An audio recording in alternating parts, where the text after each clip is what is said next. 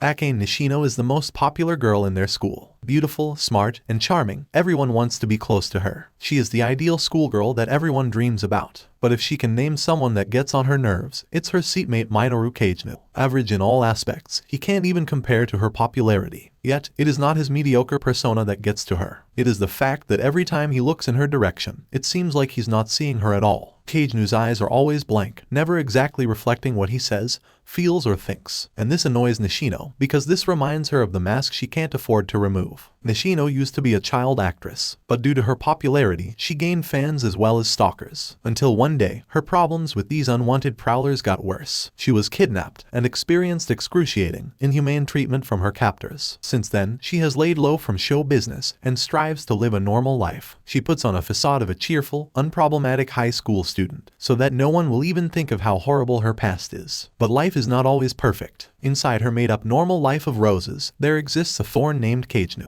But all that will change after an unexpected incident. One day, she stayed a little too late in school, doing extra activities. She calls her chauffeur, bodyguard, to pick her up, but he doesn't answer. Having no choice, Nishino decides to walk home. This turns out to be the perfect opportunity that her captors are waiting for. When she turns a corner, an obnoxious man in a suit and a rugged, bulky man are already there waiting for her. They cover her nose with a hanky soaked in a chemical that induces sleepiness. As she struggles to keep her eyes open, the last thing she sees is her hated classmate, Kagenu, watching from a distance. Then her consciousness finally fades. When she wakes up, she is inside an abandoned warehouse, with her two captors sitting not too far from her. Typical kidnapping scenario. She moves and finds out that her hands and feet are bound, and her lips are covered with tape. The obnoxious man in suit approaches her, and there is malice in his eyes. He intends to get more than just ransom money. He wants to relieve his carnal pleasures, too. The bulky man stops his companion, but only half-heartedly. He can't be bothered by this intention except for money. They hit a jackpot with Nishino, the daughter of a prominent businessman. As long as he gets his share of the money,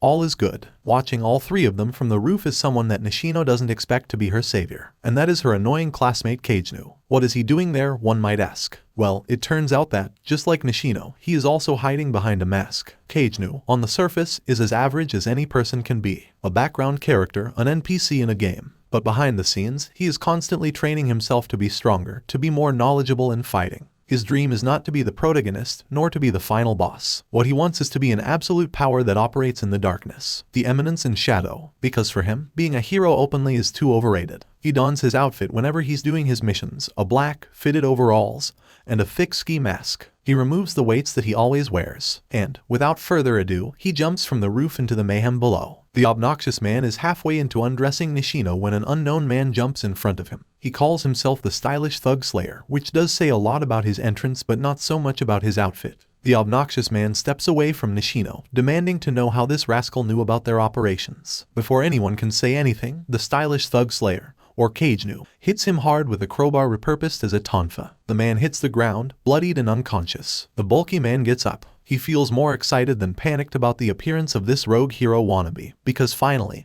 he can experience a thrill in this line of work. He used to be a part of the military, but when he eliminated a human being while on duty, he felt like that's what he should be doing in his life. Since getting discharged from the military, he has associated himself with criminals, although he finds this new direction boring because of the lack of thrill. Now that this masked man has appeared, he can finally exercise his taste for killing. Kagenu is not fazed by the ex-military man's menacing stance. He has trained all his life to fight thugs and criminals. He has fearlessly destroyed a gang of bikers with his trusted crowbars turned to tonfas. But this time, he must admit the ex-military man is much taller and heavier than him, and it will take considerable strength to bring him down. Kagenu changes the way he thinks and decides that, well, that's not a problem. If his tonfas can't do their jobs, then he'll just change them back to what they really are, good old crowbars. Rower in terms of purpose, and more brutal when inflicting wounds. In a few moves, he has critically hit the ex-military man, and the latter lies on the floor, bloodied and unconscious just like his companion. Nishino, who is watching all of this unfold right before her, is too scared to even say anything.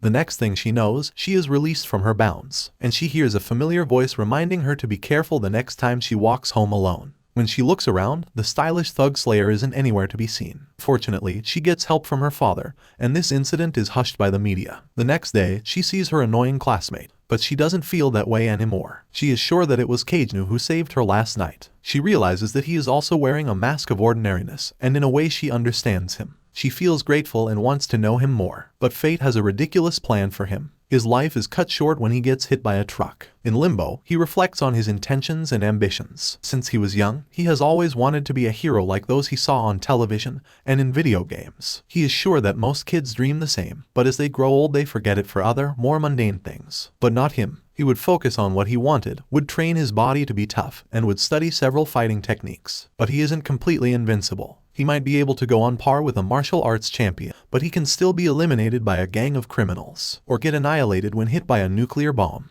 And that's not enough. For Kaijnu, he wants to be more than that. He doesn't just want to be atomic, he wants absolute power. And fate has granted this desire of his. When he opens his eyes again, he is cradled by a doting mother and an excited father. He is born again, this time into a rich family, and in a world vastly different from where he came from. He will live with a respected family, in a house full of servants, and have an older sibling. Even as a newborn, he has the consciousness of a grown-up, which makes it easy for him to understand what's going on around him. More importantly, in this world, he can wield magic. This is a perfect opportunity to execute his lifelong ambition, however short it was in his past life. He will still be the unimportant, background character for everyone in this story. But behind the scenes, he is the powerful, all-knowing daredevil that is morally gray. Finally, he can become eminent in the shadows. He starts his life again in this world to be the unremarkable Sid Kaijnu, the younger brother of Claire. They are the children of Baron and Lady Kaijnu, and they belong to a family who, for many generations, has pumped out Dark Knight fencers. These skilled warriors use magic to enhance their abilities. For everyone in the family, Claire is the obvious heir to the family's prestige. And that's not a problem for Sid. He isn't exactly mistreated, but he isn't receiving too much attention either. And this is excellent for his endeavors. In secret, he has developed his magic far beyond what anyone can imagine.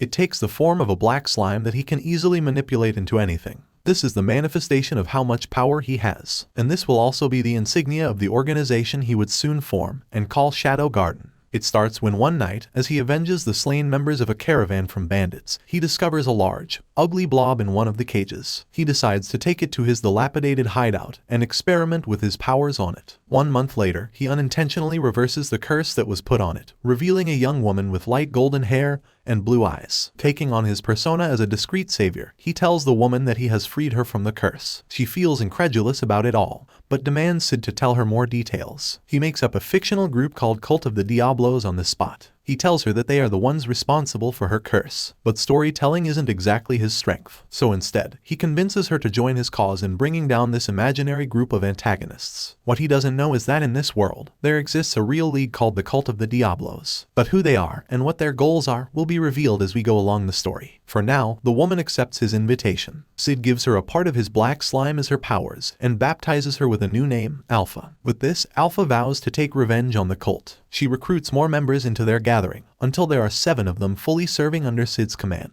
They call him Lord Shadow, and together they operate their organization Shadow Garden away from the public eye. When Claire is of age, she gets ready to attend the Midgard Royal Spellsword Academy. This is the most prestigious school for up-and-coming Dark Knights in the Kingdom of Midgard. All royalties attend this school, even the 2 princesses of the royal family. But an incident happens the night before she leaves. She is kidnapped by someone named Viscount Alba in an attempt to further an experiment fiddling with magic enhancement. Sid mobilizes the Shadow Garden to trace where the kidnappers could have brought his sister. With their excellent skills, the members, led by Alpha, have discovered their hideout and wiped out all the guards. Viscount Alba escapes from them, but he comes face to face with Sid's alternate ego, Shadow. With an obvious difference in strength, the Viscount swallows several red pills. He becomes hideous and gains monstrous strength. But this isn't enough to scare Shadow away. Using his powers, Shadow ends the Viscount. In the end, Claire is released and returns to her family. She finally travels to take her schooling in the Royal Academy, leaving Sid to wait for another 3 years before his turn to study there. After this incident, Alpha tells Shadow that, in order to gain more influence and power to take on the Cult of Diablos, the members need to split up and expand their influence. Still not knowing that the cult is real,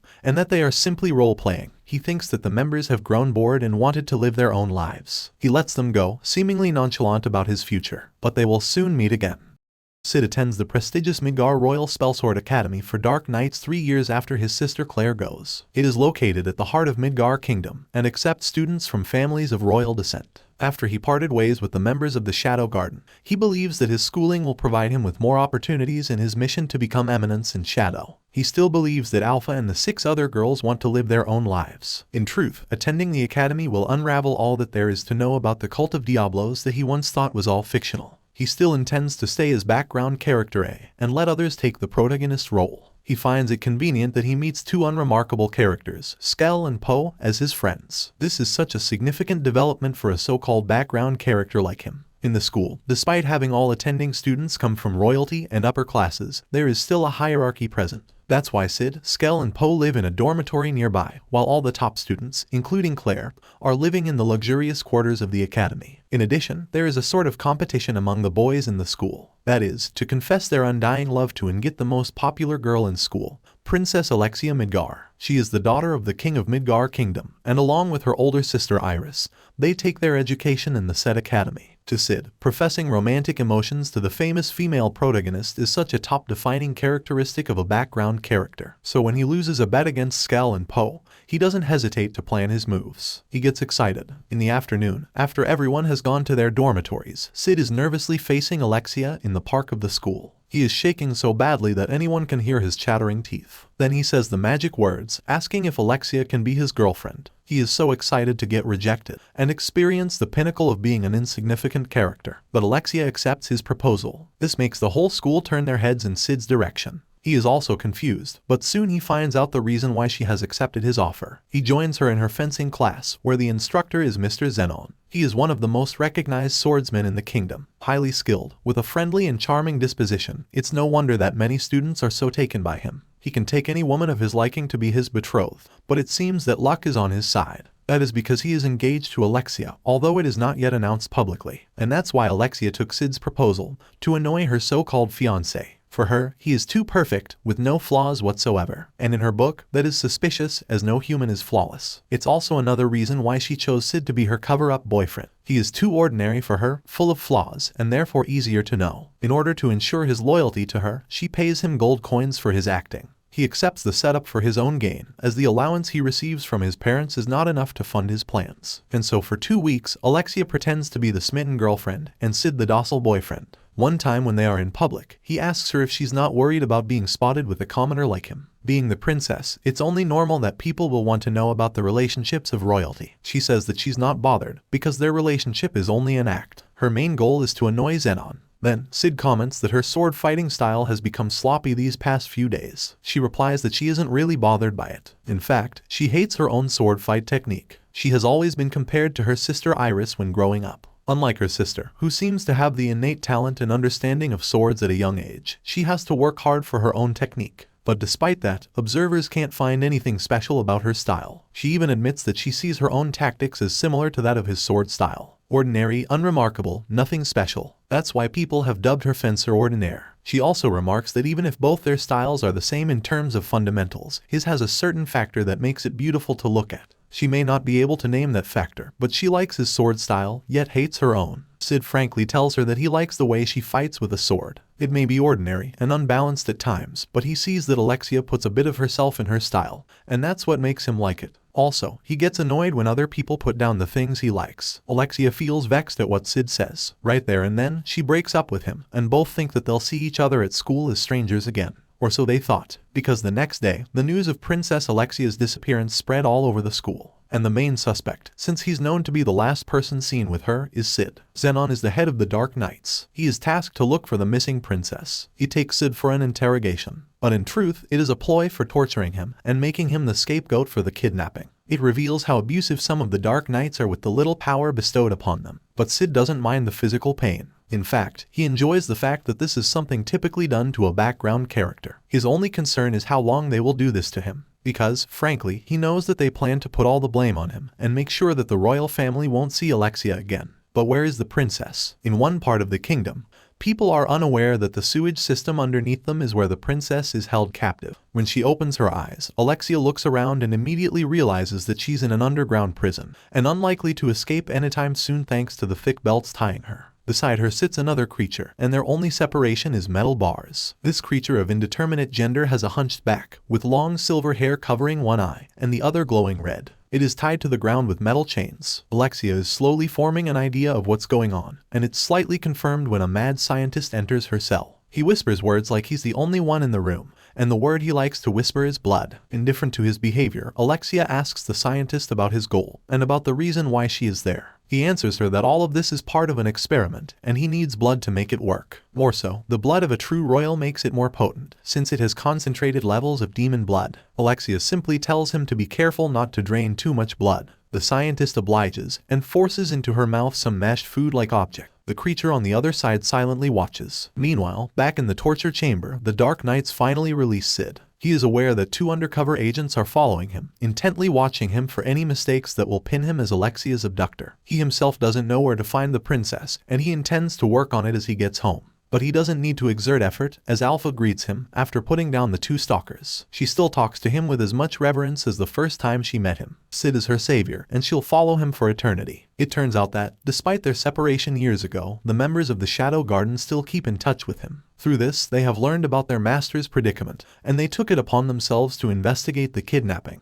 Alpha reports that the mastermind behind all this is the Cult of Diablos, and they are financing an experiment to make a substance that enhances physical endurance and magic prowess. She also reports that the others are already in their position awaiting orders from him. Sid expresses his gratitude and tells her to wait for his signal. In the sewers, the mad scientist frequently takes Alexia's blood. She becomes weaker due to the blood extractions and lack of nutrition, but her spirit is still strong and her mind conscious. The scientist suddenly rants about his previous laboratory getting attacked and destroyed, and he turns his rage onto the creature in the next cell. He kicks it in frustration, saying that it's a failed experiment. Alexia reminds him to get her blood, or else he'll fail again in his tasks. The scientist calms down, leaving the creature alone. This small act of kindness will soon benefit Alexia. Finally, the night of the Shadow Garden's raid comes. Sid prepares his dormitory, decorating it with lavish items he bought using his allowance, and the money he got from Alexia. He wants to be in a place where he can feel that he is a master in the shadows. Beta, one of the Shadow Garden members, comes to report on each of their tasks. Their objectives for tonight are, first, to attack simultaneously the Fenrir sect hideouts, which are all related to the Cult of Diablos, scattered throughout the kingdom. Then, they will search for traces of Princess Alexia's magic, and bring her to custody once they find her. Gamma will take the overall command, while Alpha will lead the troops, assisted by her. Epsilon will take charge of the rear troops, while Delta will lead the vanguard and signal the start of the operation. Sid tells Beta that he's sorry for Delta, as he intends to start the operation himself. Standing up, he assumes his alter ego as Shadow, and tells his excited followers that it is time for the world to know their presence. 2 Dark Knights are actually waiting by the entrance of Sid's dormitory. When he gets down, they throw him one of the princess's boots. They think they can pin the abduction on him. They are instantly annihilated, and this is the signal for all the members of the Shadow Garden. In the middle of what seems to be a peaceful night, explosions in different places can be heard all around the capital. Soldiers in civilian clothes lay unconscious and bloodied on the ground as Delta attacks them. Alexia and the creature are not oblivious to the mayhem despite their location. Just as she thinks this is the end for her, the mad scientist enters their cell, manic about his recently completed injection. Infused with Alexia's demon blood, the liquid in the large syringe is meant to enhance the creature's physical build and sturdiness. Without any hesitation, he plunges the syringe roughly onto the hunchback, and insolently commands it to rise. It does, crushing him with a single, sharp talon.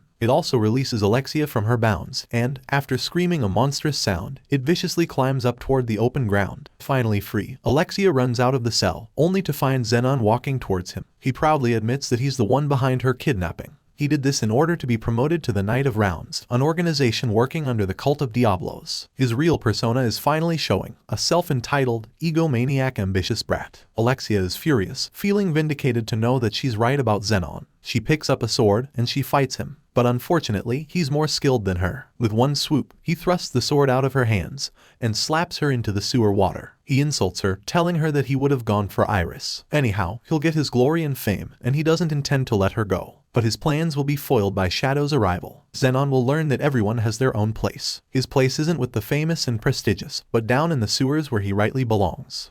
Xenon looks down on Alexia. He belittles her for being not as talented as her sister Iris, and also how she is helpless in his hands. But they are interrupted by approaching footsteps coming from the dark. A man clad in purest black walks towards them. Xenon instinctively knows who this man is, the one who has been attacking multiple bases of the Cult of Diablos. The man introduces himself as Shadow, the one who lurks in the shadows to hunt the shadows. Xenon laughs it off and misjudges the strength of the guy. After all, who can ever defeat him? Xenon Griffey will soon have a seat as part of the Knights of Rounds. But never underestimate the guy who doesn't care if he incurs the wrath of the cult. Because soon Xenon will find out that he has bitten more than he can chew. Above the ground, chaos is everywhere. The citizens are all confused about the many explosions happening in the capital at the same time. The Dark Knight squad keeps their best to contain the mayhem. In one street, something emerges from the underground, completely turning the building on top into rubble. A gigantic, hunchback monster appears amidst all the dust, growling and menacing everyone. It has long, silver hair, one long arm with hands large enough to swat buildings, and talons long enough to pierce through a human vertically. This is the creature that was in prison with Alexia. Thanks to the injection that the mad scientist forced on it, it grew massively, and it is ready to go on a rampage. The Dark Knights encountering it try their best to put it down,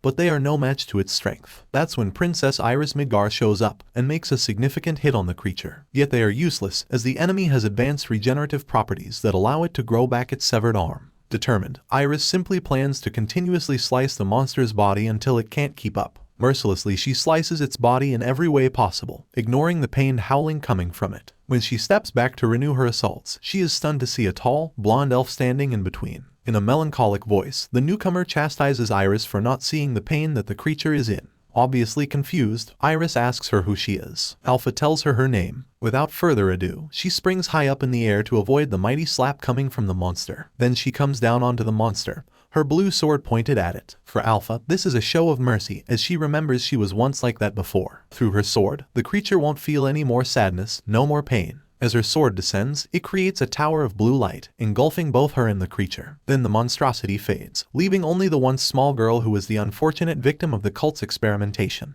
Iris sees all of this happening. She can't fathom how a stranger like this elf can destroy the creature in one shot. She asks her again who she is and what their purpose is. Alpha answers that they are the Shadow Garden. She advises Iris to simply enjoy the audience seat. With that, she leaves mysteriously just as she had appeared. Iris can't make sense of any of this. First, her sister gets kidnapped, then a grand attack happens on the capital. Two unknown organizations seem to be behind all this, but are they even connected? An explosion on the other streets distracts her from her musing. She orders the knights to do their jobs. Back in the sewers, Shadow and Xenon are engaged in a sword fight, while Alexia watches from a distance. She observes Shadow's fighting style. She can't help but think that there is something familiar about his movements. They are precise and elegant, yet she can also see that the fundamentals are still there. His sword swing may all look flashy and big, but there is no denying that they are born out of basic movements. She remembers the times when she spars with her sister, how she always worked hard to catch up with the prodigy, but all it ever resulted in was to be compared with and to be laughed at. Yet she didn't give up, she couldn't. Now that she's seeing how the boring, basic skills can be executed so elegantly, she finally understands her sister's words. Why she likes her fighting style, why Sid likes her fighting style. Xenon gets frustrated after crossing swords with Shadow. He asks Shadow why he doesn't flaunt his strength and skills. The latter reminds him that he is part of Shadow Garden. Their sole purpose is to fight the shadows lurking in the dark, away from the public eye. Fine, Xenon decides. This is probably the best time to show who is the strongest between them. That he is the Almighty One. He swallows several red pills. These are similar to the ones that his sister's abductor used to fight him. It seems that the experimentation of the cult has been going on for a long time. Xenon changes physically after consuming the pills. His muscles enlarge, his height increases, and his eyes become more terrifying. No more is he Xenon the handsome and charming, but the menacing beastly version that fits his egotistical nature. He is sure that with the enhancements produced by the cult, he will be invincible. What comes after is the most intense fight Alexia has ever seen. Red sparks fly dangerously everywhere, as Xenon gives him all to even land a hit on Shadow. But infuriatingly, it seems like Shadow doesn't even put any effort into the fighting. He is nonchalant all throughout. This insults Xenon more than ever. When he swings his sword, Shadow shatters it with one hit. Then he follows with several punches that make Xenon unsteady. Shadow decides that the playtime is over. He tells Xenon that he shouldn't be using the word Almighty to describe himself when it doesn't even fit. As if to show his dominance, Shadow casts a purple, protective barrier all around them. Xenon can feel the immense magic emanating from his enemy. It is something that he can't comprehend. Shadow tells him that once he dreamt of being the strongest. That's why he trained hard all of his life. But he knows that he can be annihilated anytime, with anything from bullets to nuclear explosions. To overcome this limit, he must be nuclear himself. And that is the last thing Xenon will see for the rest of his life. Shadow unleashes his magic. It is so colossal, so explosive, it is something unlike anyone in Midgard has ever seen. The explosion turns the night into day. The members of Shadow Garden are in reverence and awe as they watch the magical explosion created by their master. Iris sees it too. It makes her more worried about her sister's safety. After it has passed, the explosion leaves a massive hole in the center of the capital. Everything becomes quiet. Xenon is no more, but Shadow is nowhere to be seen. Alexia stands there all alone in the destroyed sewers. She seems to be trying to process what happened and what she has witnessed. She notices a sword on her feet. She picks it up and swings it just as she saw Shadow doing it. From then on she accepts her Fencer Ordinaire title. She vows to improve her sword techniques. Iris finally sees her sister, and she's grateful that she's alive and well. In the aftermath of the events, several things happen simultaneously. First, Alexia reconciles with Sid. She asks if she can be his girlfriend again, but the uncaring Sid flatly turns her down. This earns him a lengthy, bloody slash from Alexia, which will be remembered as one of the 7 mysteries of the Midgar Royal Spellsword Academy. Upon knowing Xenon Griffey's involvement in the recent events, Iris's trust in the Dark Knights has become tainted. In an effort to investigate what led up to the enormous explosions last night, she forms the Crimson Order. It is an independent unit that serves under her command. She recruits the best knights to become part of it. They set up a tent near the massive crater left by the explosion. There they find a magical artifact that no one knows how to operate. It looks like a flower with its 4 petals curling up like a claw. In the middle of it is a red gem of unknown origin.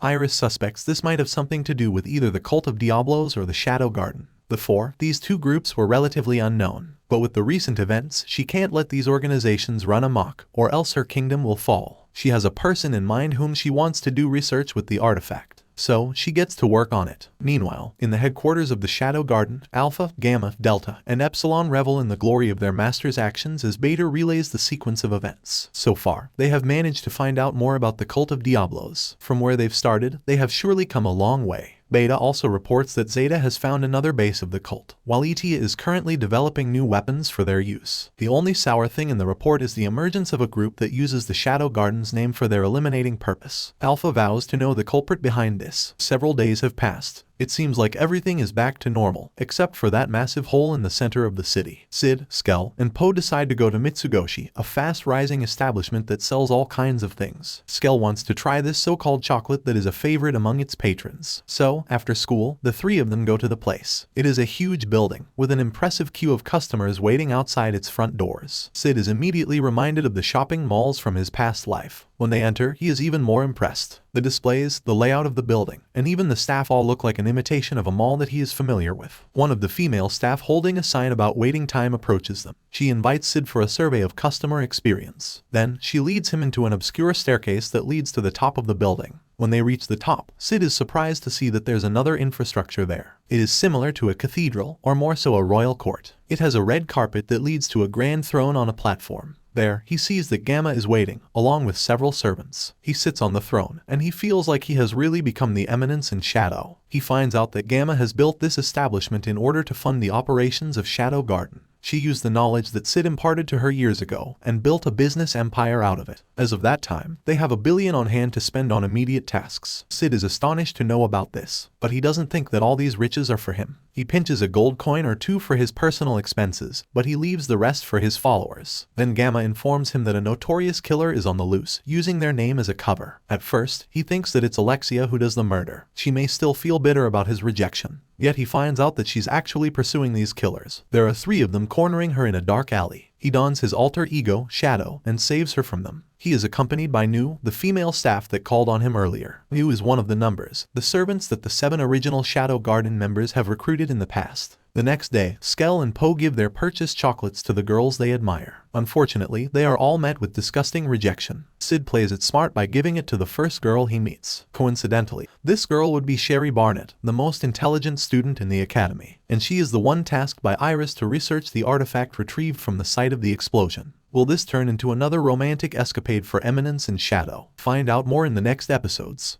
Sid walks along with other students one orange afternoon after their classes. He holds and reads a flyer that announces the preliminaries for the upcoming Bushin Festival. Then he feels Nu following him. Nu is a part of Numbers, a group of followers that the original members of Shadow Garden have recruited in their crusade of investigating and bringing down the Cult of Diablos. She is currently serving under Gamma. She is tasked to follow and assist their master Shadow within the school. She gives a report about the culprits they apprehended last night. These vigilantes are on a killing spree behind the name of Shadow Garden. They almost had Princess Alexia, who is pursuing them, had it not been for Shadow's and Nu's timely arrival. She tells him that the men have experienced powerful brainwashing, a typical characteristic of Third Children. Third Children refers to the Cult of Diablo's vanguard. This is to ensure that they won't spill any clues in case of captivity. She also informs him that they have confirmed the presence of a named first child in the capital. This is a ranking higher than the third children, because even after the brainwashing, they retain a sense of themselves, and they are more brutal when it comes to fighting. This named first child goes by the name Rex, the game of betrayal. Sid seems to be not giving attention to news report at first, because he's more bothered by the flyer. Skell and Poe have entered his name into the preliminaries. Initially, he doesn't want to go. Later he realizes that, just as there are ways of dealing with this new development with the cult, he can also find ways of entertaining himself if he enters the preliminaries. Making up his mind, he bids New to think about what he's going to do next. The day of the preliminaries come,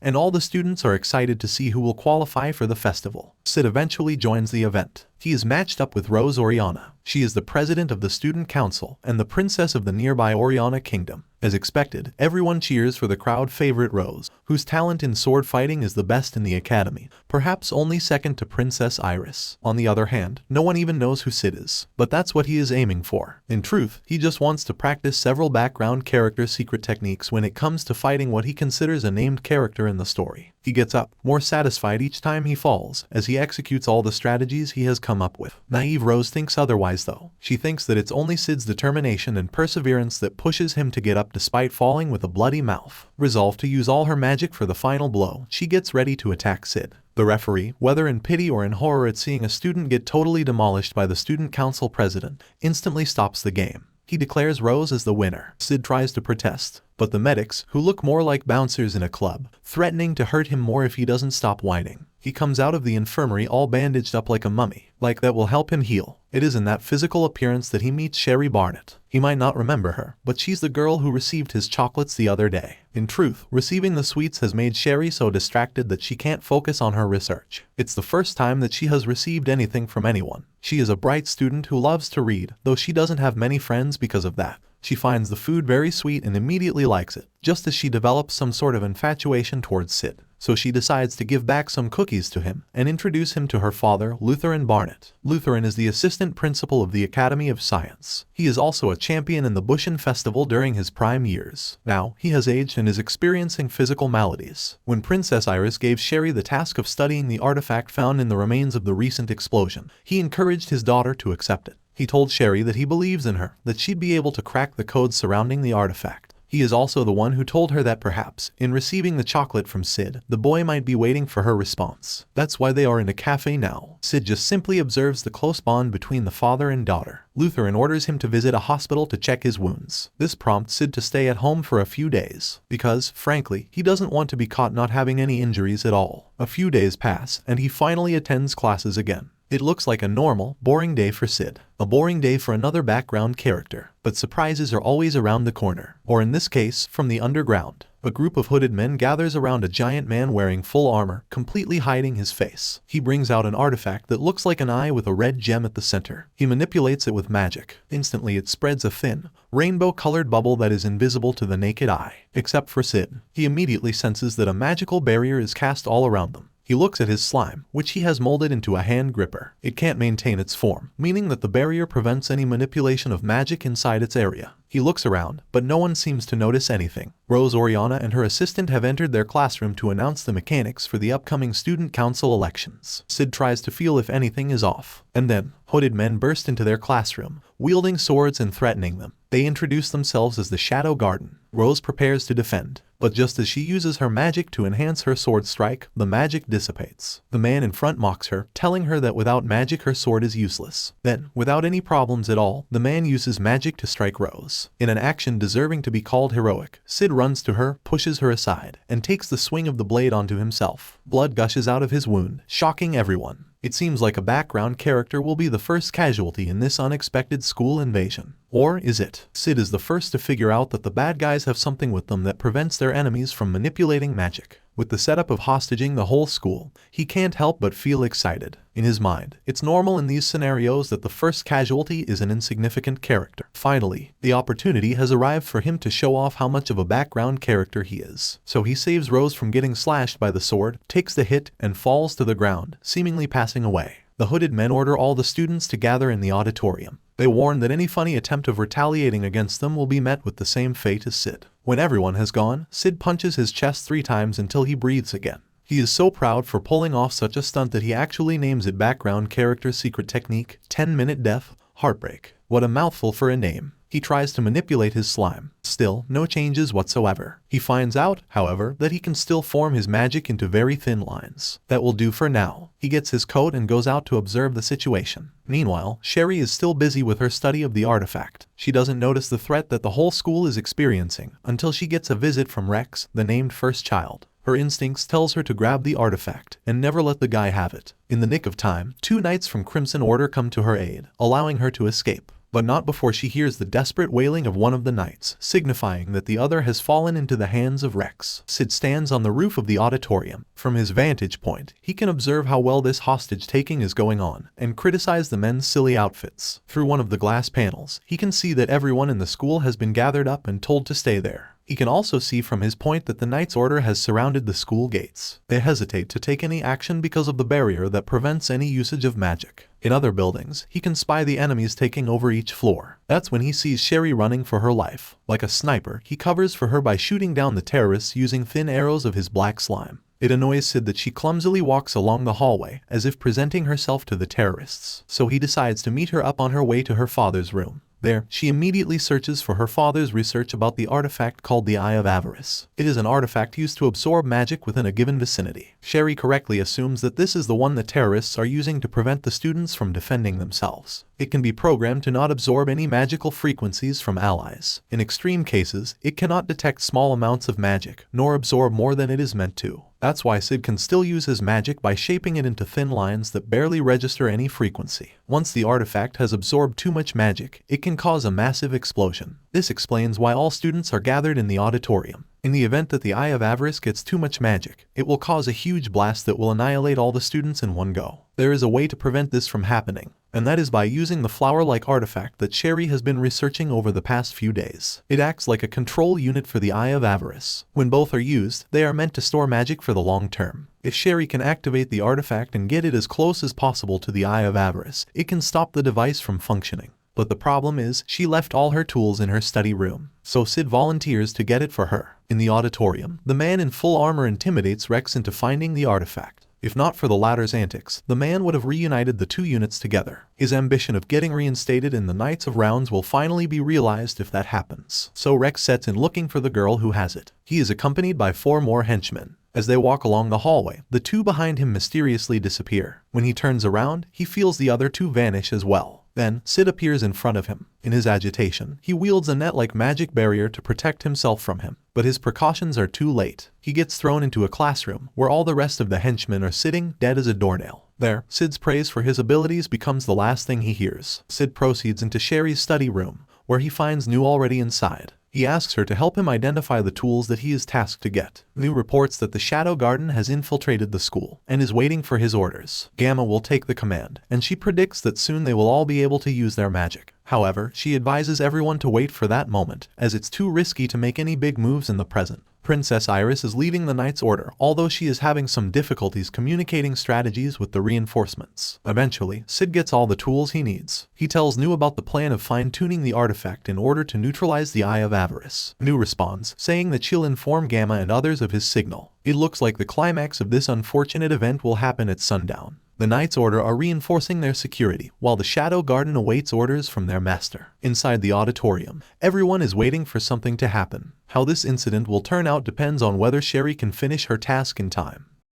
The sky is painted red as the sun sets. The magical barrier surrounding the Midgar Royal Spellsword Academy turns red too, as the intruders are still inside holding the students as hostages. Trapped in the auditorium, they grit their teeth in frustration. Princess Rose Oriana is right in her assessment. The intruders don't have to tie the students' hands as they won't be able to use their magic. In the other building, Sid watches as Sherry Barnett calmly and expertly fine-tunes the artifact at hand. After what seems like an eternity, she successfully activates it. Now they proceed to plan. Sherry will use the underground ways built below the school to get to the auditorium undetected. Then, she'll make sure to place the artifact near the Eye of Avarice to stop its function. She stands up and walks to one of the shelves, where she pushes a rectangular button disguised as a book spine. The whole bookshelf moves sideways to reveal a secret staircase to the underground. This makes Sid so excited, but he decides to let Sherry do the task alone. She looks into the dark stairwell. Thinking about her father, she remembers one bitter part of her past. She recalls her mother, the only relative she had before. She used to do research about the Eye of Avarice. But, one night, she found her mother murdered mercilessly, leaving her an orphan. Lutheran Barnett, the benefactor of her mother's research and a close friend, took pity on her and adopted her. Since then, they have shared a close bond as foster father and daughter. Now, Sherry feels that this moment is the time to repay the kindness Lutheran showed her all these years. Sid wishes her good luck, and he hopes that her father is still alive and well. She thanks him for the help, and then finally descends on the staircase. When she has gone down the steps, Sid drops the facade and looks in the direction of the auditorium. It's time to make his grand entrance. Inside the auditorium, students are doing their best to hold back their anger. They are urging Rose, their student council president, for any plans or actions they can take to alleviate their feelings of resentment and anger. But even if she herself wants to slice these intruders' throats,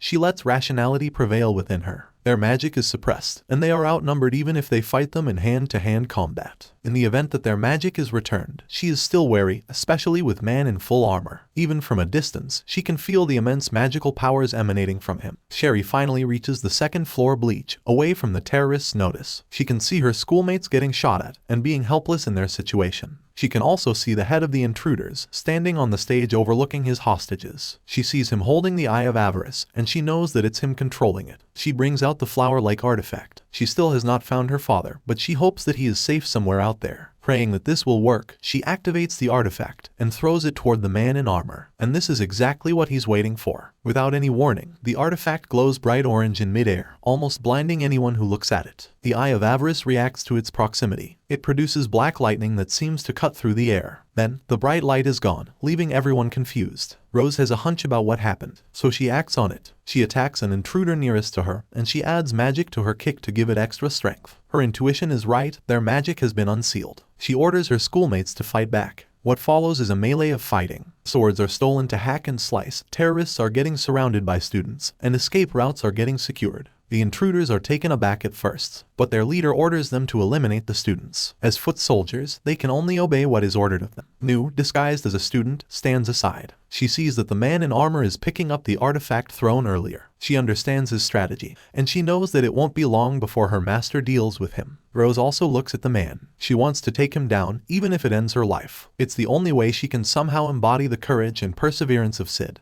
whom she faced in the preliminaries earlier. But before she can take any action, the glass panels on the roof above the auditorium break. Jumping from them are another group of hooded invaders. One of them, who has an elaborate cape with a high and wide collar, lands next to her. He praises her swordsmanship, which makes Rose too stunned to speak. Before long, Shadow raises his black sword. He introduces himself and his followers as the Shadow Garden, with their catchphrase, "We lurk in the shadows to hunt the shadows." With a signal, they attack the terrorists, overwhelming them. Rose takes this hint to order all the students of the academy to evacuate the building and leave the fighting to the newcomers. Just as they are leaving the premises, flammable gas is released everywhere, causing explosions on every building on the school grounds. Sherry still can't find her father. She worries that all the smoke coming from all the explosions and burning may worsen his coughing. She decides to go back to her father's room. Perhaps he may have escaped there. The man in armor, after releasing the gas, walks along the underground passage, away from the confusion. From his actions, it can be said that he's someone familiar with the school's layout and its installed amenities. Following the path, he ends up in a familiar office with shelves of books and journals. He brings out a lighter and starts lighting the books on fire. He needs to be sure that no evidence will be left that will point to him for this fiasco. As he watches the fire burn, he hears Sid asking him why he wears such a costume. It looks like his facade has been blown up. Removing his helmet, Lutheran Barnett praises Sid for guessing correctly who he is. Sid asks him his motive for doing all this. Lutheran then launches into telling his life story. He had achieved the pinnacle of sword fighting during his prime years. He had fame, glory, and power. But just as he reached the top, he contracted a disease that greatly weakened his physical strength. Not wanting to die prematurely, he searched everywhere for cures and artifacts, until he met Sherry's mother. At that time, she was investigating the Eye of Avarice. He thought this was the answer to his maladies, so he decided to finance the research, only to be disappointed in the end. Sherry's mother said that the artifact was too dangerous if it landed on the wrong hands. She strongly recommended handing it over to the government. Lutheran lied to her by agreeing, but that was far from what he intended to do. One night, he assaulted Sherry's mother, stabbing at her extremities before plunging his sword into her heart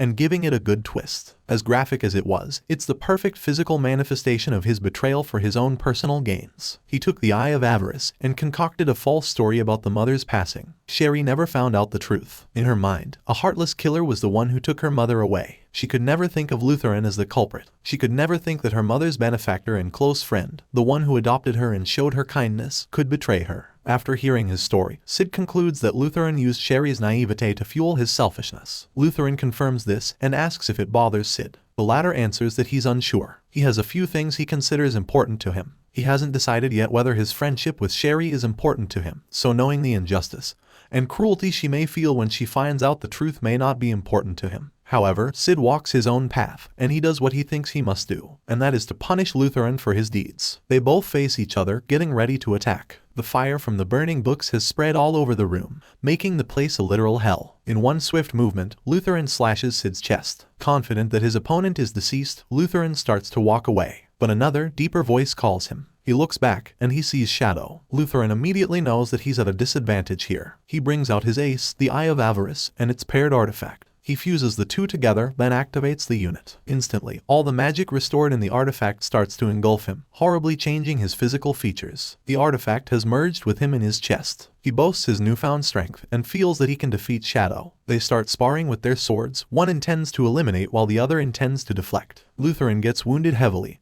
but that doesn't stop him from his attacks. In a stalemate of their crossed swords, he threatens Shadow that all the crimes committed at the school will be pinned on him and his organization. But Shadow isn't really bothered by this. They walk their own path, however, the world sees them. Getting accused of murder and arson won't stop them from pursuing their goals. Wanting to end this, Shadow quickly stabs Lutheran's extremities. Then, holding him by his hair, Shadow confirms with him once again if he stabbed Sherry's mother in the chest and gave it a good twist. Terrified, Lutheran knows what is to come. And that is exactly what Shadow does, along with breaking the Eye of Avarice into pieces. Unfortunately, this scene is what Sherry witnesses when she finally reaches her father's room. It's like her nightmares coming to life, and this time it's her foster father lying on the floor, bleeding and lifeless. Shadow turns his back on the bawling girl. It's better for her to not know the truth. Due to this incident, the school has decided to give the students an early summer vacation so that they can repair the damaged buildings. Rose Oriana reports to Iris what happened inside the auditorium, including the fact that it was Shadow Garden who saved them from the terrorists. They are both confused about the real nature of this obscure organization, and if they really intended to harm the students of the academy. Sherry decides to leave and continue her studies abroad. She thanks Sid once again for his help and says her goodbyes to him. Meanwhile, at their headquarters, the members of the Shadow Garden are doing their own tasks. It's good to see that they have something to do outside of their roles in their organization. First, Gamma reports to Alpha about the news on the possible culprits behind the hostage-taking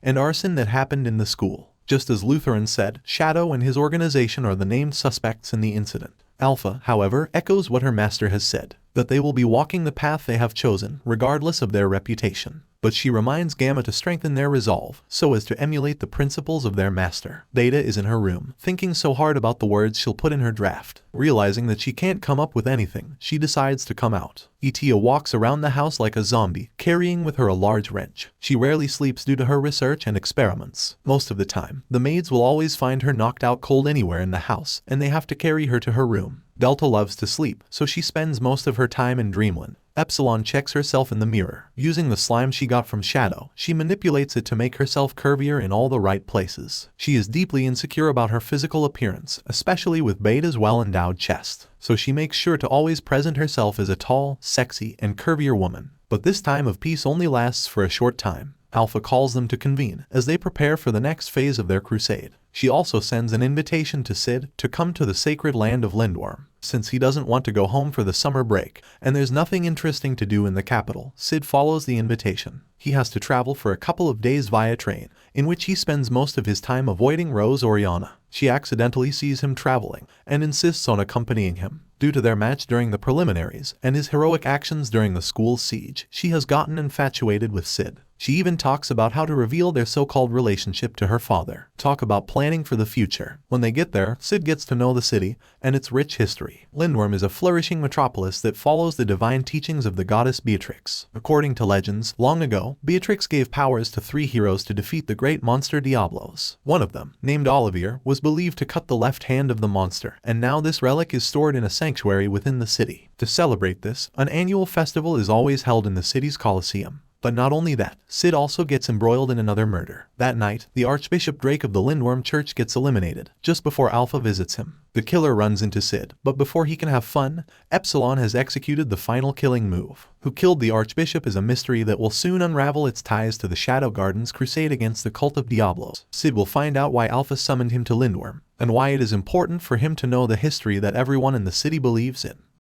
There are a few things in life that Sid enjoys. One of them is taking a bath in hot springs. It may be insignificant to others, but to him, it's one of the few enjoyable leisures life can offer. As he dips into the shallow, translucent hot water, he releases a sigh of deep satisfaction. He doesn't even mind if there are other people in the bath, even if it's Princess Alexia Midgar. Alexia looks scandalized as she continues to stare at Sid with great absurdity. Doesn't he know that this bath is for private use? He doesn't seem to mind, so she'll follow his example. She decides to strike up a conversation. She remarks about how fast the wound she inflicted on him when he rejected her has healed. Sid acknowledges this and asks her about her stay in Lindworm. Alexia responds that she is a special guest for the city's annual event, and she's there to investigate the church's archbishop on rumors of corruption and malpractice. Sid tells her that he's there because of a friend's invitation, and that there is a fun event going to happen. She deduces that it must be the goddess trial. She explains that every year, the city of Lindworm opens the door to the sanctuary. It is where the severed left arm of the great monster Diabolos is rumored to be held. It is an annual fighting ritual that awakens the spirits of ancient warriors who fought with the hero Olivier in fighting the Diabolos. The city invites all the capable warriors throughout the land to compete and challenge these ancient warriors in a fight. Alexia adds that to participate, one must apply in advance. But not every admitted soldier gets to showcase their battle-hardened skills. The spirits only answer the call of those soldiers they deem worthy. Hundreds apply every year, but only about 10 actually get to fight. There is one soldier from the previous year who successfully summoned the spirit of the hero Olivier, but unfortunately, the challenger lost. After this, she tries to recruit Sid into joining the Crimson Knights, but he refuses. Before Sid leaves, they even have banter about not judging a sword by its appearance, especially when it's still inside its sheath. Alexia is left in the bath dumbfounded, but there's no denying she gained another life insight from her ex-boyfriend. The day of the event comes. This is a big deal for the citizens of Lindworm, as almost everyone gathers in the great Colosseum at the center of the city. So far, the city's church has kept the passing of Archbishop Drake quiet. Only a handful of high officials know about it. His successor, Archbishop Jack Nelson, opens the ceremony in an enthusiastic fashion,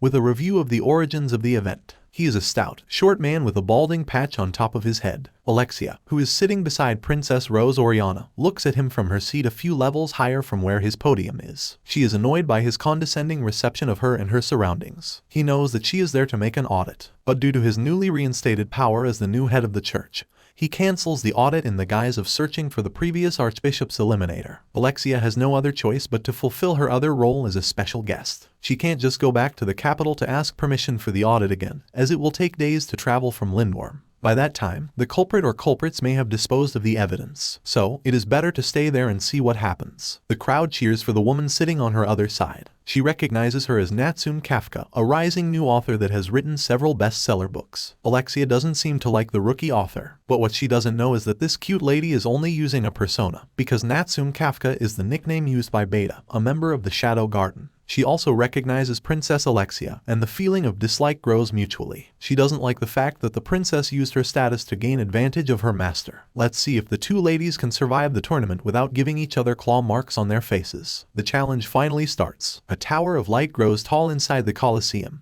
then forms into a dome. This protects the audience, especially when the fight gets intense. Challengers are called one by one into the arena, where they call for any of the ancient warriors to appear. If nothing happens, they are sent away by a humiliating ding, and then the next challenger is called. This is repeated until all participants have had their chance. Sid is part of the audience. According to the information he overheard from background characters, in the event that an ancient warrior will answer the call of the challenger, they will fight until only one remains. If the challenger wins, a commemorative medal will be given. This will act as the highest qualification for a knight to apply anywhere in the world, aside from the obvious, immense recognition that it will bring. Sid feels a bit envious about not joining the event, but he reminds himself that, as the Eminence in Shadow, being in the background is part of his role. Yes, he can definitely do some fantastic moves showing his powers if he decides to gatecrash the event. He can leave a satisfying mark on the minds of the watchers, but ultimately, in the end, he stays as a background character. Night falls, and only one participant, named Anarose, is able to summon a spirit and wins. Sid gets bored with the uneventful tournament. Out of the blue, his name gets called. Somebody has put his name on the list of contestants. Sid has two courses of action to choose from. Option A, he can go down and fight. But as he has observed earlier, the spirits measure up the powers of the challenger. This means that a powerful being that equals his strength might appear, and this will reveal to everyone who he is. Option B, he can run away. But he doesn't think he can accept expulsion from his school if he does that, or worse, the wrath of his sister Claire. Well, at least he'll have something to do now. He chooses option C. He sends a purplish firework on top of the dome to distract the audience. He appears as the mighty shadow and calls for any of the spirits to appear. What happens next makes things much more interesting. A large, triangular seal full of runes appears mid-air, startling everyone. From it descends a tall woman with long, purplish-black hair divided into 3 ponytails. The energy emanating from her is affecting everyone despite the protective dome. Vader recognizes the spirit as Aurora, the Witch of Calamity. It seems that not even the royalty knows about her, as almost all records of her are erased from history, except for Archbishop Nelson. He seems agitated to find out that Shadow can summon her spirit. Beta takes note of this, thinking that Alpha might be onto something important. At the onset, Sid and Aurora feel each other's immense powers. Finally, they are faced with a worthy opponent. Aurora attacks first using sharp, vine-like projections of her magic. Sid dodges them lightly,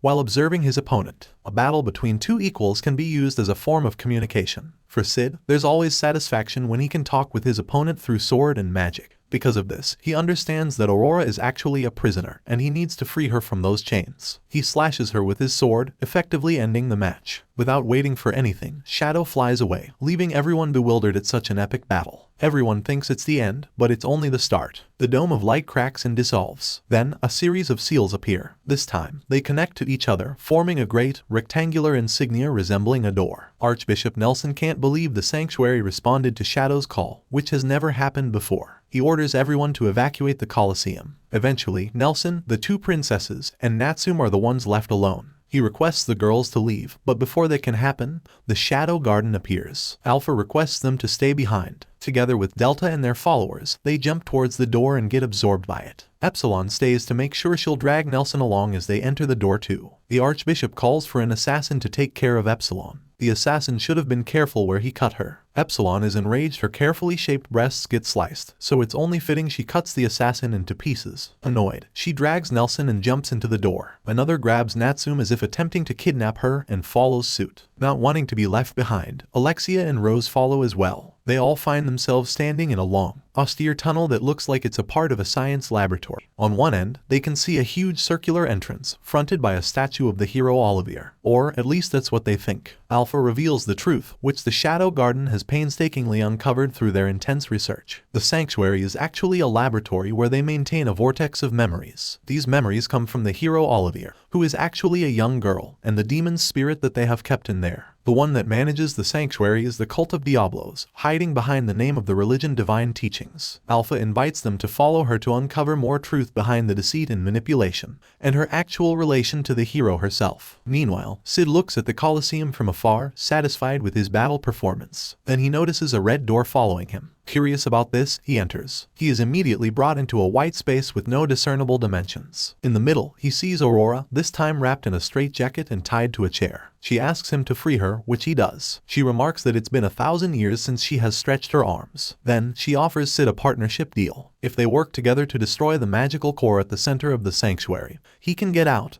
and she'll be free. The catch is, the place is a memory prison, so their surroundings will change into a specific memory. As they get closer to the center, their magic dissipates, making it a difficult task to destroy the core. Sid agrees, and they walk together. The place is really cool despite its confusing and terrifying nature. The surroundings are all white, then glitches when a memory is shown, so no one can see the true state of the sanctuary, except perhaps the members of the Cult of Diablos. This is the explanation that Alpha gives to others as they journey through the memories of the hero Olivier. Long ago, the cult started gathering orphan children in this place and used them for experiments. They implant demon cells into their bodies to make them stronger, but many of them passed away due to incompatibility. However, one of these children, named Olivier, survived. The cult used her to gather more demon cells, which led her to sever the demon's left arm. The cult used ancient artifacts to restrain the arm. They proceeded to draw blood, cells, and muscles from it, did research, and came up with red pills that enhance the consumer's physical and magical prowess. Alexia is astonished to see this, as she remembers the exact pills used by Zenon when he kidnapped her. Alpha continues by saying that physical enhancement isn't the main goal of the cult, but rather having an immortal life, and they actually succeeded by making the beads of Diablos. She forces the Archbishop to reveal more. He divulges that the beads must be taken once per year, but they can only be made in small amounts. They need more from the demon itself and the blood of Oliviers or the other hero's direct descendants to make them last long.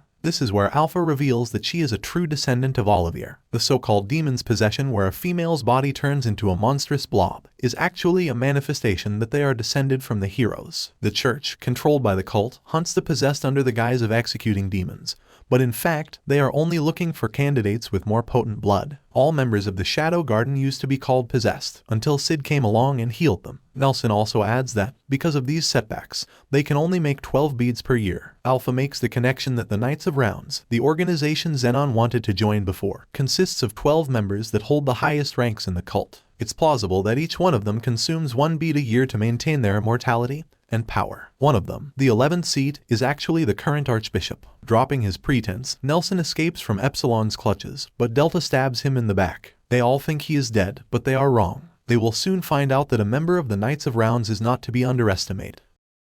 In the last episode, Alpha and the other members of the Shadow Garden have infiltrated the sanctuary located in the sacred land of Lindworm. This is part of their long-term plan to uncover the secrets of their arch-nemesis organization, Cult of Diablos. It has been revealed that Archbishop Nelson is actually a member of the Knights of Rounds, the highest rank within the cult. Moreover, he and the others have been consuming beads of Diablos, a formulation that enhances one's physical and magical prowess, and grants immortality. This is shown as he retaliates against Delta's attack on him. Since he has access to the sanctuary's control, Nelson easily separates Alpha, Delta, Princesses Alexia and Rose, and Beta from Epsilon and others. The first group is transferred into a white space. Nelson explains that they are closer to the center of the sanctuary, and as part of its defense system, it absorbs the magic of those who infiltrate the place. To intimidate his enemies more, he shows his real power by making hundreds of clones of himself. Surely, Nelson thinks that he has the upper hand in this situation, but he definitely doesn't know the capabilities of Shadow Garden members. Indeed, Alpha and Delta have already noticed the effect of the place on their powers, yet it doesn't unnerve them. In fact, Delta gets more excited as she can unleash her full powers. She fights the clones aggressively and brutally, earning a comment from Alexia that maybe Delta is a bit out of place from other members who have a more dignified stance. The black slime that is their costume and a part of their power slowly melt away. But that's not a problem for Delta. She can just conjure a thin strip and a G-string to cover her privates. She focuses all her energy on creating a giant, iron, wide sword, and hacks and slashes all the clones. This confuses Nelson. How can anyone still have this much magic even when they're close to the center? Is it possible that they have really awakened all their potential? He keeps on producing clones to keep Delta and Alpha busy. How long he can do this, he has yet to find out. The other half of the group, Epsilon and others, are in an unfamiliar pathway filled with large vats of an unknown substance. They encounter a possessed one who goes for them. Epsilon calmly walks into it, knowing that it is only a ghost. She reminds the others that they all would have ended in the same way as that ghost, had it not been for the kindness of their savior and master, Shadow. Thus they must persevere in order to bring down the Cult of Diablos. They walk further until they find themselves in a dim library. Even there, they notice their powers getting absorbed by the sanctuary. It's a good thing that they brought Rollopoid, a camera much similar to a Polaroid that was invented by another Shadow Garden member ETA.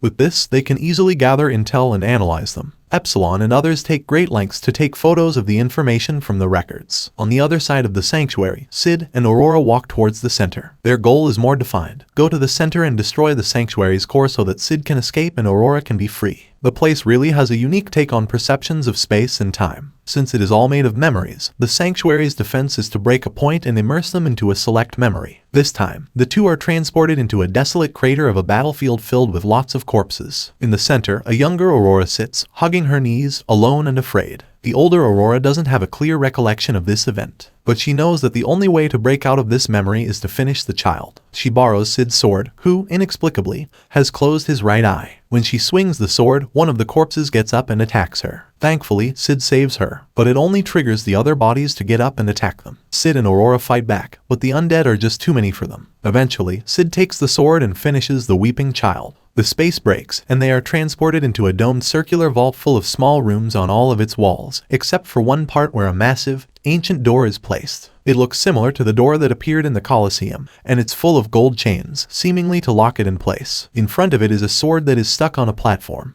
It has an elaborate hilt, and looks very similar to the one from the statue of the hero Olivier. When they try to pull it out, runes appear on its blade, telling them that only the true descendant of the hero will be able to pull it out. Sid and Aurora have encountered a dead end. They are left with no choice but to wait for someone to come. Back to Alpha and Delta, their fight with Nelson seems endless with his infinite clones. As Delta lands a big swing of her wide sword, the space cracks, and they are all transported back into the tunnel they were in earlier. This time, the Archbishop backs away in trepidation, as it is his first time encountering such formidable enemies. Then he bumps into the statue of Olivier, and suddenly he has a trump card. He wakes up the hero Olivier, or rather a projection of its memory. Apparently, all the high ranks of the cult can activate this memory in the name of protecting them from danger. But before Nelson can command the spirit, Epsilon and her group arrive too. She informs Alpha that they have gathered the necessary intelligence from the library of the sanctuary. With that, Alpha bids goodbye to the stupefied Nelson and emotionless Olivier. She opens a portal, smaller but similar to the large red one they entered earlier. Then, Nelson is left alone with Olivier in the tunnel. A beep takes his attention, informing him that someone has infiltrated the center. Agitated, he walks towards the center with an aloof spirit. There, he finds Sid and Aurora sitting beside the sword in a relaxed manner. He immediately commands Olivier to attack the two. Sid gets up to defend. At first, it looks like Olivier is overwhelming Sid with her speed and power. After all, she isn't called a hero for anything.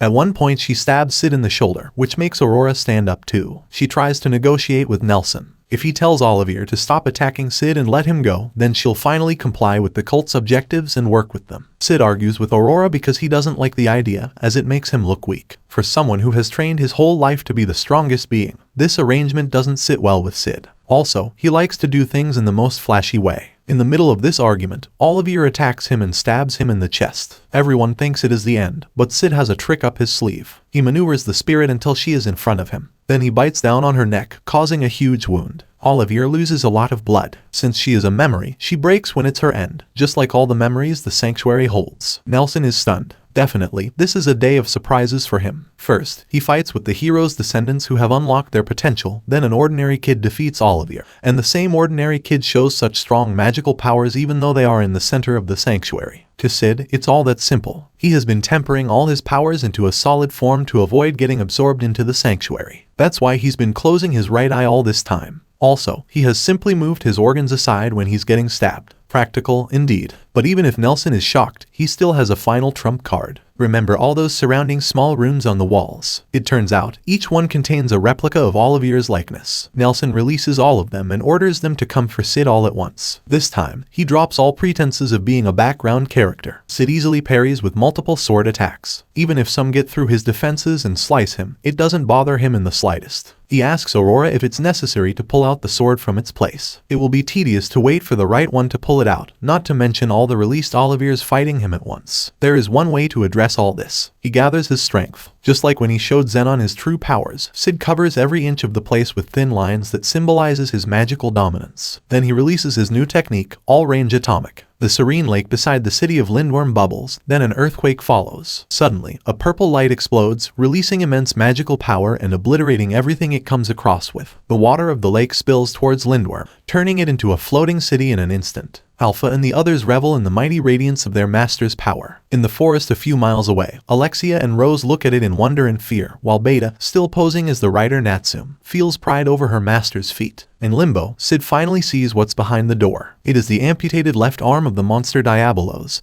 severed by Olivier hundreds of years ago. This must be the core Aurora was talking about earlier. In one slash of his sword, he breaks the chains that imprison the arm. And then they are both free. When the purple light has gone, Alexia seems to have an idea and is determined about it. She proposes a pact with Rose and the writer Natsum, stating that they must work together in order to unravel the secrets of the two organizations that are currently wreaking havoc on the kingdom, the Cult of Diablos and the Shadow Garden. They might not know where to start, but with the two princesses and the wide influence of the writer, they can definitely come up with something. Convinced, the other two agree with Alexia. Meanwhile, Sid wakes up and finds himself in a forest. Beside him is Aurora, or a projection of her memory. She thanks him for all his efforts. On the other hand, Sid feels tired from all his exertions. Aurora gets up and bids him goodbye. But before that, she asks him a favor, a plea that Sid must do when they meet again. The next day, the citizens of Lindworm are confused about what happened last night. Water is everywhere, and medics are attending to the injured. Epsilon reports that only a large crate is left where the sanctuary used to be. Alpha feels satisfied, as they have obliterated one source of power for the cult. She reveals to Epsilon the true identity of Aurora, the witch their master has fought in yesterday's tournament.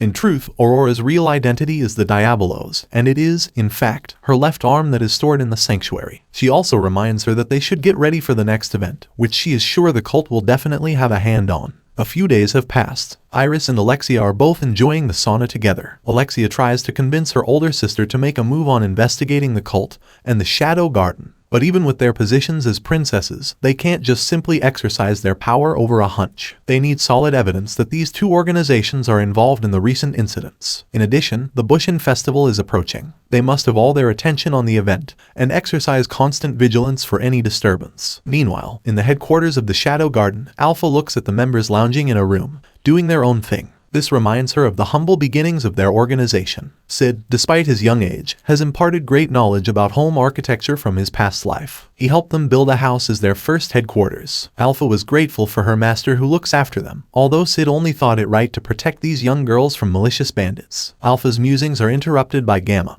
who reports a piece of important information. So, their reprieve ends. Things are starting to move, signaling a new chapter in their quest. Sid stands on top of the tallest building in the capital of Midgar Kingdom. As the clock behind him strikes 12, he scans the city below, which has become populated in recent days. The much-awaited Bushin Festival is about to commence, and the kingdom is the chosen host for this year's competition. This event is similar to the tournament held in Lindworm, in which all warriors all over the land are called to compete for glory and prestige. People are excited to witness this year's competitors, and are sharing their bets on who would win the tournament. Of course, Sid won't let this pass without him participating in this event in his own special way. He can't simply join as Shadow, but he can join as a commoner who will surprise the crowd in the end and make them say, "Who the hell is that guy?" This is part of his bucket list, and thinking about it gets him so exhilarated. So he goes to the Mitsugoshi Company and asks Gamma if she can help him transform to become another man. Being the smartest member of the Shadow Garden, and with the help of ETA's invention, Gamma is able to change Sid into another person named Mundane Man. It's convenient, too, as there is already a tailor-made background story for this person. He is a weak warrior who has been disinherited by his parents and passed away somewhere. This is such a perfect profile for his plan of donning a weak character who will turn out to be the strongest. And he is able to test this excellent but absurd idea as soon as possible. As he walks along the street, a female warrior comes up to him. This is no ordinary warrior, because she is Anaros, the only one who is able to summon a spirit in the tournament in Lindworm. She is from the Vegalta Empire, and she is in Midgar to join the festival. She tells Sid, who is now Mundane Man, to not enter the competition because of his frail look and build. Mundane Man coolly tells Anaros to not judge someone's strength based on their looks. Another warrior named Quentin chimes in and agrees with Anaros. Mundane Man sees this as a chance to cement his reputation as the weak competitor, so he pisses Quentin off by telling that he's stronger than the latter. The big, robust man takes the bait. He throws the frail man into the nearby alley and shows him who is the strongest. Anaros has to intervene or else Mundane Man might not see the light of the next day. After this little skirmish, Sid, also known as Mundane Man, is satisfied with his act. When he's not fighting, he meets with his friend Skell to discuss the matches. Skell is into betting, with his luck as good as predicting the next earthquake. He even asks Sid if he can borrow some money, which the latter refuses to do. Sid buys 2 burgers for his dinner that night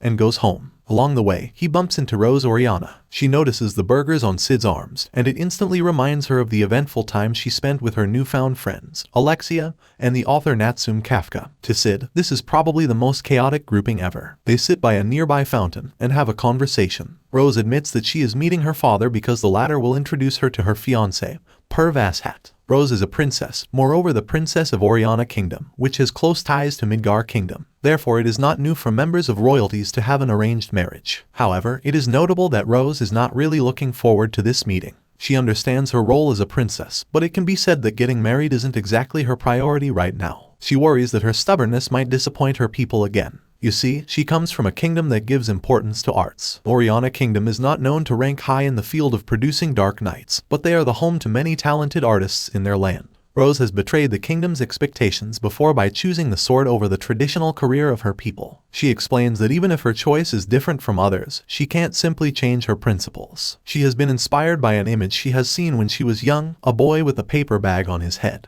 with 2 holes for the eyes, wielding a sword and slashing through bandits against a background of full moon. Since then, Rose has become determined to be a dark knight. That's why she enrolled in Midgar Royal Spellsword Academy. She feels relieved to talk to Cid about her current situation. Cid gives her his other burger and tells her to relax a little. With that, they part ways. The next few days continue as the Bushin Festival holds preliminary fights for competing warriors. Skell is taking notes of battle statistics in the hopes of raising his chances of winning bets. New characters are introduced. For example, we see Goldie Gilded, the unbeaten legend. He's a participant in the festival, and one can see from his flamboyant suit that he's not an ordinary competitor. He teaches Skell the concept of power level, the fighting prowess of a warrior in numerical form. This will help bettors decide on betting for or against a competitor. He gives an example by using the current match, Gonzalez versus Mundane Man. At the onset, Goldie knows that Gonzalez is too strong, with a power level of 1364, to fight against the feeble Mundane Man with 33 power level. But when the match starts, everyone is proven wrong as Gonzalez lays on the ground unconscious and Mundane seemingly unaware of what happened.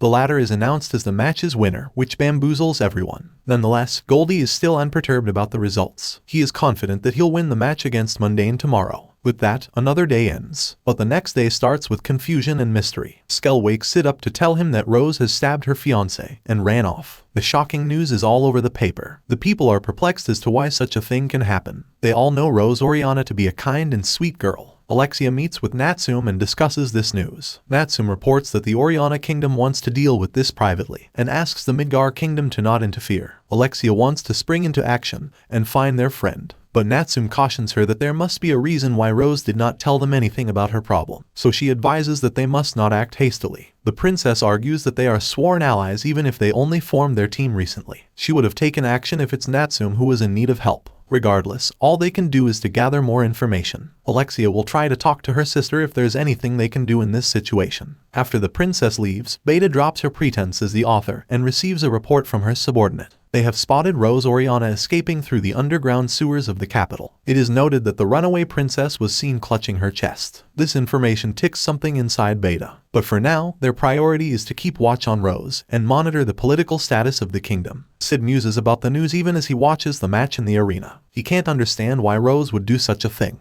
She doesn't strike him as an idiot, so there must be a grave reason for all of this. He leaves the bleachers to get ready for his match as Mundane Man. As he makes his way downstairs, he meets a tall girl wearing a hooded cloak. The hood hides most of her face. She breathes in Cid's scent. She stops him and tells him that he smells of an elf. She asks him if he knows one. Cid answers that he is friends with some. The girl asks him if he knows someone who looks like her. She is looking for her niece. Cid remarks that he can't really tell because of the hood, so the girl removes her hood. She reveals a great likeness to Alpha. Cid is sure that the girl is looking for his friend Alpha, but he decides against telling her. The girl, sensing that Cid must be strong, suddenly attacks him with a sword strike. It's not a surprise if he will easily dodge the attack. But Cid chooses to stick with his role as background character, so he falls on the ground and whimpers. The girl stops midway and seems to be a bit doubtful, but she apologizes for her mistake. She introduces herself as Beatrix. Cid introduces himself, too. After Beatrix has left, Cid thinks that she is strong. Among the audiences, Anna Rose anticipates the next match. It will be Goldie Gilded versus Mundane Man. She is still thinking about the match yesterday, about how Mundane won against a clearly stronger opponent. Quentin arrives beside her and asks her why she chooses to watch this match. It turns out, Quentin has also seen Mundane's win yesterday. Just like Anna Rose, he doesn't understand how the weak man won. She offers her observations, although she herself is not quite sure. She tells Quentin that she saw Mundane punch his opponent, but the movements were too quick that even her trained eyes had a hard time following. So she watches now to know more about the probable dark horse of this competition. She finds it appropriate that Mundane Man is against Goldie Gilded. The latter is known to be the unbeatable legend, not because of his straight wins, but this is because of his cunning maneuver that allows him to be unbeatable. Goldie uses his ability to gauge an enemy's power level. So, if he sees that he is up against a stronger opponent,